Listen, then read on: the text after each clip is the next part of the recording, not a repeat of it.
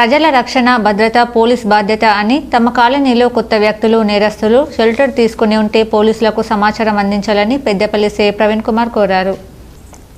Ramagundam police commissionerate పరిధి Peddapalli police station పరిధిలో గల ఫారెన్ స్ట్రీట్లో శనివారం పెద్దపల్లి సీఐ ప్రవీణ్ కుమార్ ఆధ్వర్యంలో కమ్యూనిటీ కాంట్రాక్ట్ కార్యక్రమం నిర్వహించారు. ఈ తనిఖీల్లో సీఐ, ఎస్ఐలు, ఏఎస్ఐలు, కానిస్టేబుళ్లు, స్పెషల్ పార్టీ సిబ్బందితో కాలనీలలో, ఇండ్లలో తనిఖీ నిర్వహించి సరైన ధృవపత్రాలు లేని 50 బైక్లు, 6 ఆటోలు, 4 కార్లు, మొత్తం 60 వాహనాలు సీజ్ చేశారు.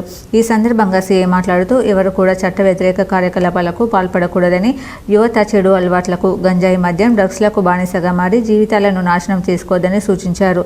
కాలనీలో ఎలాంటి సమస్యలు ఉన్నా తమ దృష్టికి తీసుకురావాలని, లేదా సమస్యలుంటే 100 నంబర్కి కాల్ చేయాలని సూచించారు. సైబర్ నేరాలు, మోసగాళ్ల ఫోన్ కాల్స్, మెసేజ్, వాట్సాప్ స్పందించవద్దని సూచించారు. ప్రతి ఒక్కరూ రోడ్డు భద్రతా నియమాలను పాటించాలని, చట్ట వ్యతిరేక కార్యకలాపాలకు పాల్పడితే చర్యలు తప్పవన్నారు. వాహనాలు నడిపేటప్పుడు తప్పకుండా హెల్మెట్ ధరించాలని సూచించారు. వాహనాలకు సంబంధించిన అన్ని ధృవపత్రాలను కలిగి ఉండాలని, డ్రైవింగ్ లైసెన్స్ అందరూ కలిగి ఉండాలన్నారు. కాలనీలో మరింత స్వీయ రక్షణ కొరకు సీసీ కెమెరాలను అమర్చుకోవాలని, ఈ విషయంలో పోలీసుల సహకారం ఉంటుందని, భద్రతాపరమైన అంశాలలో సీసీ కెమెరాలు కీలక పాత్ర పోషిస్తాయని తెలిపారు.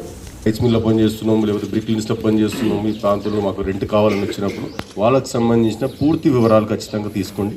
తీసుకుంది ఎవరు కూడా మీ ఇంట్లో రెంట్కి ఎవరు కూడా ఇవ్వకండి. ఒకటి పాయింట్. రెండోది వచ్చేసి మీ దాంట్లో ఈ ప్రాంతంలో ఏమైనా ఇల్లీగల్ యాక్టివిటీస్ జరిగినట్లయితే మీ అందరూ తెలుసు, పెద్దపల్లిలో కొంచెం అక్కడ ఇక్కడ గాంజాకు సంబంధించిన జరుగుతున్నాయి. గాంజాకి అడిక్ట్ అవుతున్నారు పిల్లలు అనేది ఒకటి వినబడుతుంది. దానిపైన మేము స్పెషల్గా కాన్సన్ట్రేట్ చేయడం జరిగింది.